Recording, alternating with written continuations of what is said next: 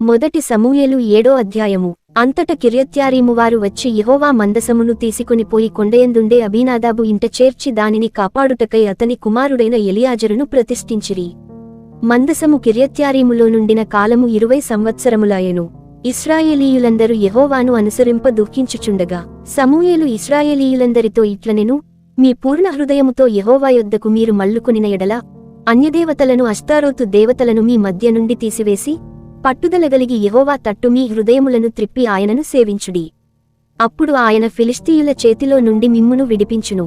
అంతట ఇశ్రాయేలీయులు బయలు దేవతలను అష్తారోతు దేవతలను తీసివేసి యెహోవాను మాత్రమే సేవించిరి. అంతట సమూయేలు ఇశ్రాయేలీయులందరిని మిస్పాకు పిలువనంపుడి, నేను మీ పక్షమున యెహోవాను ప్రార్థన చేతునని చెప్పగా వారు మిస్పాలో కూడుకొని నీళ్లు చేది యెహోవా సన్నిధిని కుమ్మరించి ఆ దినము ఉపవాసముండి యెహోవా దృష్టికి మేము పాపాత్ములమని ఒప్పుకునిరి.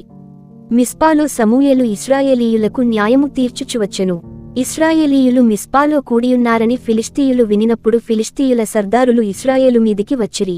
ఈ సంగతి ఇశ్రాయేలీయులు విని ఫిలిష్తీయులకు భయపడి, మన దేవుడైన యెహోవాను ఫిలిష్తీయుల చేతిలో నుండి మనలను రక్షించునట్లుగా మా కొరకు ఆయనను ప్రార్థన చేయుట మానవద్దని సమూయేలు నొద్ద మనవి చేసిరి.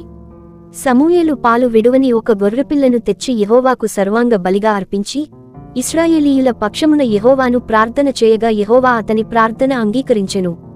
సమూయేలు దహనబలి అర్పించుచుండగా ఫిలిష్తీయులు యుద్ధము చేయుటకై ఇశ్రాయేలీయుల మీదికి వచ్చిరి. అయితే యెహోవా ఆ దినమున ఫిలిష్తీయుల మీద మెండుగా ఉరుములు ఉరిమించి వారిని తారుమారు చేయగా వారు ఇశ్రాయేలీయుల చేత ఓడిపోయిరి. ఇశ్రాయేలీయులు మిస్పాలో నుండి బయలుదేరి బేత్కారు వరకు ఫిలిష్తీయులను తరిమి హతము చేసిరి. అప్పుడు సమూయేలు ఒక రాయి తీసి మిస్పాకును షేనుకును మధ్య దానిని నిలిపి, ఇంతవరకు యెహోవా మనకు సహాయము చేసెనని చెప్పి దానికి ఎబెనెజరు అను పేరు పెట్టెను.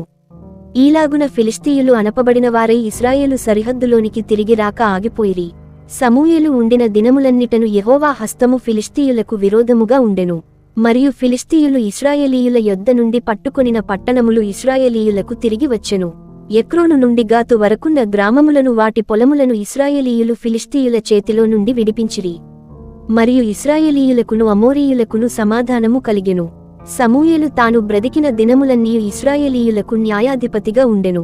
ఏటేట అతడు బేతేలునకును గిల్గాలునకును మిస్పాకును తిరుగుచు ఆ స్థలములయందు ఇశ్రాయేలీయులకు న్యాయము తీర్చుచు వచ్చెను.